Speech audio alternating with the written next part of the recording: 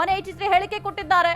ಹಲವು ಮಂದಿಯ ಹೆಸರನ್ನ ಬಾಯ್ಬಿಟ್ಟಿದ್ದಾರೆ. ಹಾಗಾದ್ರೆ ಗಿರೀಶ್ ಜಯಂತ್ ಸೇರಿದಂತೆ ಯೂಟ್ಯೂಬರ್ಗಳಿಗೆ ಕಂಟಕ ಎದುರಾಗುತ್ತಾ? ಚಿನ್ನಯ್ಯ ಹೇಳಿಕೆಯಿಂದ ಎಸ್ಐಟಿ ತನಿಖೆಗೆ ಮತ್ತಷ್ಟು ವೇಗ ಸಿಗುತ್ತಾ? ಹಾಗಾದ್ರೆ ಚಿನ್ನಯ್ಯ ಹೇಳಿಕೆ ಆಧರಿಸಿ ಬೆಂಗಳೂರಿನಲ್ಲಿ ಎಸ್ಐಟಿ ಮೀಟಿಂಗ್.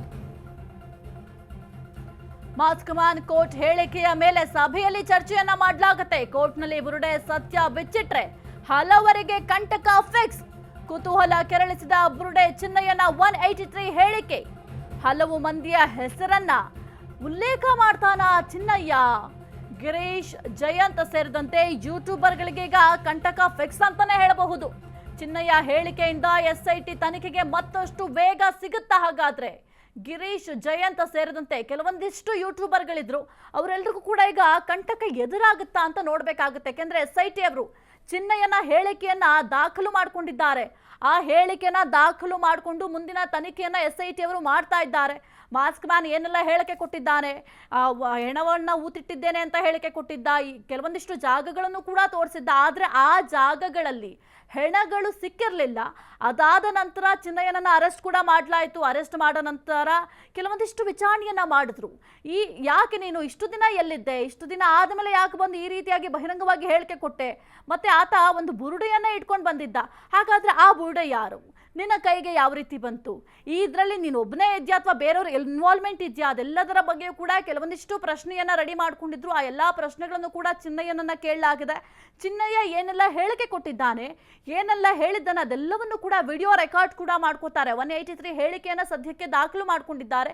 ಈ ಹೇಳಿಕೆಯ ಆಧಾರದ ಮೇಲೆ ಕೆಲವೊಂದಿಷ್ಟು ತನಿಖೆಯ ವಿಚಾರವಾಗಿ ಕೆಲವೊಂದಿಷ್ಟು ಬೇರೆ ಬೇರೆ ಆಯಾಮಗಳಲ್ಲೂ ಕೂಡ ಈಗ ಮಾಡ್ತಾರೆ.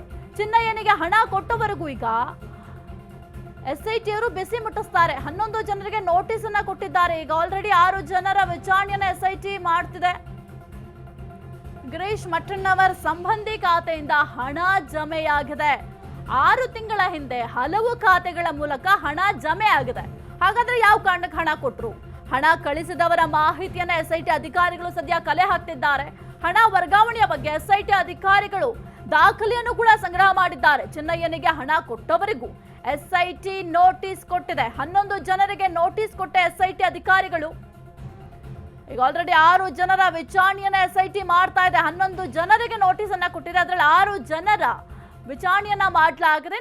ಗಿರೀಶ್ ಮಟ್ಟಣ್ಣನವರ ಸಂಬಂಧಿಯಿಂದ ಚಿನ್ನಯ್ಯನಿಗೆ ಹಣ ಟ್ರಾನ್ಸ್ಫರ್ ಆಗಿದೆ.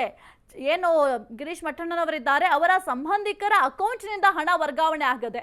ಹಾಗಾದ್ರೆ ಯಾವ ಕಾರಣಕ್ಕೆ ಹಣವನ್ನ ಹಾಕಿದ್ರು? ಅವರೊಬ್ಬರೇ ಅಲ್ಲ, ಇನ್ನೂ ಕೆಲವೊಂದಿಷ್ಟು ಖಾತೆಗಳಿಂದ ಹಣ ಜಮೆ ಆಗಿದೆ. ಹಾಗಾದ್ರೆ ಅವರೆಲ್ಲರೂ ಕೂಡ ಯಾವ ಕಾರಣಕ್ಕೆ ಹಣವನ್ನು ಹಾಕಿದ್ದಾರೆ?